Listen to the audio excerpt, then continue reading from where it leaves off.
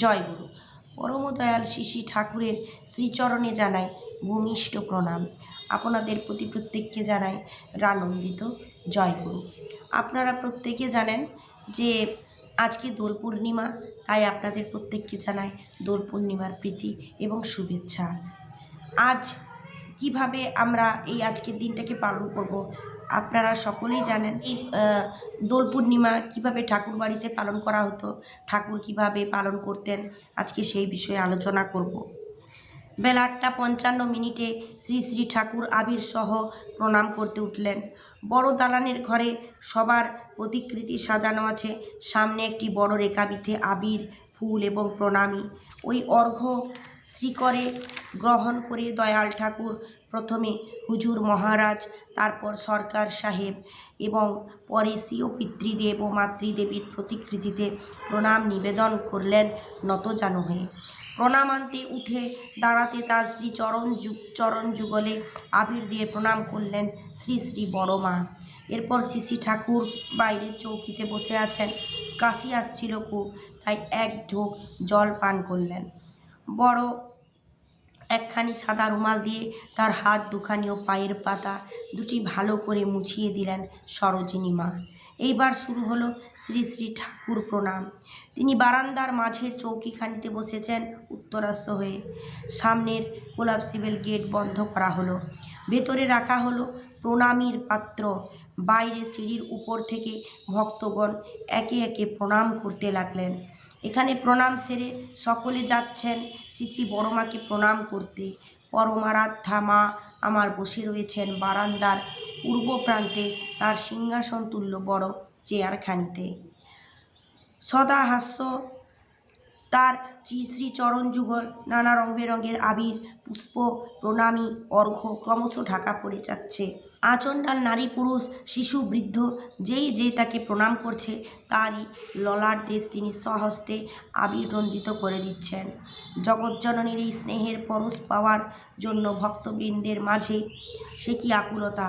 চারিদিকে প্রচণ্ড ভিড়, কিন্তু মা হাসি মুখেই সন্তানদের প্রতি এই আশীর্বাদ বর্ষণ করে চলেছেন অক্লান্তভাবে। অনেক বেলা পর্যন্ত চলল প্রণামের পালা। বেলা প্রায় 10টার সময় শ্রী শ্রী ঠাকুর হলঘরের মধ্যে যেয়ে বসলেন। আশ্রমের মধ্যে ও বাইরের রাস্তা থেকে এখন ভেসে আসছে রং খেলার উল্লাসধ্বনি। বেলা বেড়ে গেছে। এইবার শ্রী শ্রী ঠাকুর স্নানে উঠলেন। স্নানান্তে নব উপবীত ধারণ করলেন। তারপর আহারান্তে বিশ্রামের জন্য শয্যা গ্রহণ করলেন। প্রাতে ডেকলালদা এসে বসলেন, প্রণাম করলেন। তাকে জিজ্ঞাসা করলেন, ঠাকুর যে আবির খেলিসনি কাল? ডেকলাল বললেন, হ্যাঁ। শ্রী শ্রী ঠাকুর বলছেন, সত্যিকারের ভালো আবির, যা তা চামড়ার পক্ষে, শরীরের পক্ষে খুব ভালো। এই সময় তো পক্স হয়, তাই তার পক্ষে খুব কার্যকরী। নকল আবির হলে কিন্তু আরও কাজ হয় না। মানে আমাদের প্রত্যেককে ঠাকুর আবির খেলতে বললেন। একটু ভালো মানের আবির যদি আপনারা খেলতে পারেন, তা আমাদের স্কিনের জন্য কিন্তু ভালো। মাঝে মধ্যে নয়, বছরে একবার এই আবির খেলা, দোল পূর্ণিমা উপলক্ষে আমরা আবির খেলি, এটা বছরে একদিনই আসে। ডেকলালদা বললেন, আজ আবির খেলা, কিন্তু কাল আমাদের এখানে নানা রকম খারাপ রং, আলকাতরা, নর্দমার কাদা এইসব দেয়, ওতে অনেকের বমিও হয়ে যায়। শ্রী শ্রী ঠাকুর বললেন, ও ভালো না, এটা হলো পুণ্য দিন, ভগবান শ্রী চৈতন্যের জন্মদিন। তিনি যা যা করেছিলেন তা না করলে তো এই দিনটি পালন করা হয় না। ওই আবির মাখা ভালো, ওতে গায়ের চামড়া একদিনই জীবাণুমুক্ত হয়ে যায়। বুঝতে পারলেন তো? আবির মাখলে কি হয়, শরীরের চামড়াটা একদিনে জীবাণুমুক্ত হয়ে যায়। আজকে শুধু যে আপনার আবির খেলা তা নয়, আজকে হচ্ছে আপনাদের আমি কালকেও আলোচনা করেছি এবং বেশ কয়েকদিন আগেও একটা বিজ্ঞপ্তি জারি হয়েছিল। আজ হচ্ছে প্রগ্রাস চন্দ্রগ্রহণকালে শ্রী ঠাকুরের একটা বিশেষ নিয়ম আছে, সেটা হচ্ছে গ্রহণকালে নাম ধ্যান করার রীতি আছে। গ্রহণের সেই সময়টুকু আমাদের প্রত্যেকের নাম ধ্যান করতে হয়। এই সময় ঠাকুরের যে ভোগ নিবেদন, সেটা ঠাকুর বাড়ি থেকে নিষেধ আছে। আজকে গ্রহণের স্পর্শ অপরাহ্ন 3টা 20 মিনিট এবং মুখ্য অপরাহ্ন 6টা 48 মিনিট।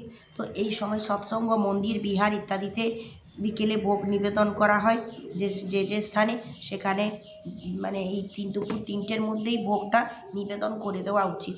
এটা ঠাকুর বাড়ি থেকে নির্দেশ। বিশেষ দিনটিকে আপনারা সকলে শ্রদ্ধা করে পালন করুন।